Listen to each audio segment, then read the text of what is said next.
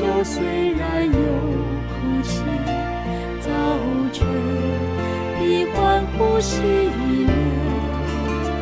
你坐着为王，到永永远远。随洪水翻腾，我坚定仰望你。你坐着为王，垂听我呼求，使我灵苏醒，有复活的生命。主耶和华满有怜悯和恩典，我投靠在你翅膀荫下。当我回转，衣袖虽然有哭泣，早晨必欢呼喜乐。你坐着为王，到永永远远。随洪水翻腾，我坚定仰望你。你坐着为王，垂听我呼求，使我灵苏醒，有复活的生命。今天无论这个世界是多么的动荡，你的环境是多么的无奈，你要继续来仰望神，因为他仍坐在宝座上，他拥有你生命的答案，他也拥有这世界的答案，他正坐在宝座，垂听你的呼求。大家平安，今天是父亲节，首先祝所有当父亲的弟兄们父亲节快乐。让我们一起先来祷告。天父，我们感谢你赐给我们美好的时光，在清晨的时候与你面对面，来聆听你的话语，学习你的律例，好叫我们一生能够遵行，做光做盐，来荣耀你自己的名。谢谢耶稣成为我们的中保，也常在父的面前为我们代求。主啊，好使我们在这悖谬弯曲的世代做光做盐，使神的心得到欢喜。献上我们的感谢祷告，奉耶稣基督的圣名，阿们。大家平安。今天我们要圣经共读的经文是在新约腓立比书2章12到18节。首先我来读今天的圣经12节。那么亲爱的朋友们，我跟你们一起的时候，你们常常听从我，现在我不在你们那里，你们更应该听从我，要战战兢兢，不断努力的来完成你们自己的得救。因为上帝常常在你们心里工作，使你们既愿意又能够实行他美善的旨意。你们无论做什么事，都不要埋怨或争论，好使你们在这腐败弯曲的世代中纯洁无邪，做上帝没有缺点的儿女。你们要在世人当中发光，像星星照耀天空，坚守生命的道。你们这样做的话，在基督再来的日子，我就有所夸口了，因为这可以证明我一切的辛劳不是徒劳无功的。即使我必须以自己的血作为奠祭，交在你们用信心献给上帝的祭品上，我也喜乐，而且要跟你们大家分享我的喜乐。同样，你们要喜乐，也让我分享你们的喜乐。今天这段的经文是保罗呼吁腓立比的信徒要效法耶稣基督的谦卑和顺服，追求信仰的美善和完全，特别在这样一个悖谬弯曲的世代里面，不完全的世代里面，能够活出基督的样式。我想不仅在保罗那个时代，就是在现在我们的时代里面，我们同样面对了所谓悖谬弯曲的世代。这个世代所展现的第一个就是集体的焦虑，也就是说，当恐惧与患难压得我们喘不过气来的时候，就容易失去了对未来的盼望。其次，在这样一个世代当中，道德的模糊随处可见，尤其是价值观的混乱，利益至上，已经失去了绝对的真理的标准。第三，我们可以看见社会的撕裂与对立，特别网络时代的兴起，造成了许多的网络霸凌，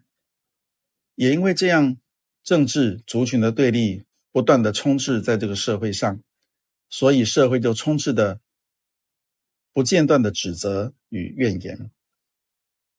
所以保罗在这段经文一开始就很精准的描绘我们末后世代的景况。那同样的，我们如何在这样一个世代当中，就像主耶稣提醒我们的，要做光做盐呢？我想光和盐的起点，它不是惊天动地的，而是要回到我们基督徒的日常生活当中来见证主的名。特别如何在这样一个混乱的世代中活出基督徒的影响力。也就是说，我们不需要先去改变世界，而是从内在生命的扎根开始，向外的辐射。特别是基督徒的生命是能够影响别人的生命，给人带来活泼与盼望的。所以我想从4层的内外翻转的架构跟大家分享。第一个，保罗提醒我们要有敬畏神的生命，也就是说在13节里面提到，上帝常常在我们心里工作，使我们既愿意又能够实行他美善的旨意。所以我们圣经就告诉我们说，我们得救是本乎恩，也因着信。其实最重要的是，神让我们得救的目的是让我们行善，来回应他的爱。所以在我们内在里面，敬畏神的生命是第一要紧的。其次，保罗提醒，无论做什么事都不要发怨言，也不要起争论，尤其是我们的舌头一定要控制得好，因为星星之火是可以燎原。一句话说的合宜，好像金苹果掉到银网里。在品格上面，我们如何在生活当中就能够将上帝生命的道来表明出来？当然最重要的是就是态度。保罗说，如何用喜乐来跟大家分享，也就是用喜乐跟奉献为祭献给神。所以在这样一个混乱的时代中，保持敬虔与坚韧是非常重要的。也就是12节提到，就当恐惧战惊做成你们得救的功夫。神的话语不断地提醒我们，面对世代的冲击，我们不需要单靠自己的意志力来硬撑，而要更明白，我们基督徒得力的来源是神在我们心里运行那个大能大力。当我们主动配合神的引导，顺服圣灵感动，去立志与行事的时候，那么在日常生活中，我们就能够实践救恩的果子。其次，当我们这样行了以后呢，我们要过滤的是如何减少我们的怨言与争论。保罗看见腓立比教会在这样一个环境当中，混乱当中，提醒他们，凡所行的都不要发怨言起争论，使你们无可指责，诚实无畏。我讲世界的怨言与争论是不会停止的，但我们当基督徒的，成为神门徒的人，我们必须要止住怨言，也要寻求和平。基督徒如果能够止住抱怨，拒绝对立，其实本身就是极具震撼力的光芒。所以当我们用真实和平，不沾染世俗污秽的生命来展现基督的爱的时候，我们就能够成为暗夜中的一股清流。我想在历史上呢，我们可以看见德蕾莎修女她在印度所做的善事。当她在加尔各答贫民窟的时候，她面临的极端分子的强烈敌意，而愤怒的群众常常包围收容所，甚至呢会拿石头来威胁要驱离她。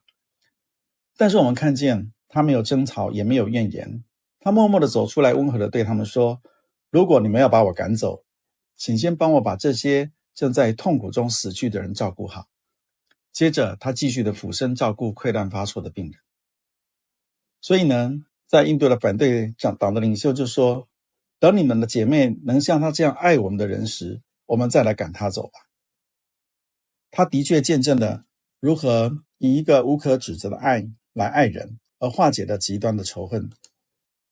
其次呢，保罗说，我们要像明光照耀，将生命的道表现出来。其实真理是看得见的，表明意味着紧握并且呈现。光照在黑暗里，盐是防腐调味的，所以我们必须要活出真理，而不是只有宣讲真理。其实在职场当中呢，我们如何在冷漠的环境里面传递真诚的关怀。而在商业上呢，我们如何在利益至上的环境中坚守诚实？在这样一个混乱的社会里面，如何带给绝望的人群中带来信仰的盼望？所以当我们常常将从基督那边所领受的爱分享给别人，而且实践出来的时候，众人就会因此看见我们的好行为，将荣耀归给我们在天上的父。其实在历史上有一位人物大家应该都比较知道，就是辛德勒。在二次大战期间呢，纳粹的种族灭绝，人人自危，道德崩溃，但辛德勒并没有随波逐流，他也并没有止于口头的同情或心里的无奈。我们看过他的影片或故事就知道，他冒着被处决的危险，耗尽财产来成立工厂，而在德国的集中营的火口下救出了1200多名的犹太人。也就是他真正在冷漠的这样一个环境的时代里面呢，他展现了一个生命的道，不是理论，而是敢于公义的具体行动。也就是他是一个防腐的盐，到如今呢都被众人来纪念。当然我们提到了最核心的就是我们要敬畏神，其次我们在言语上不发怨言，不起争论，接着我们要将生命道表现出来。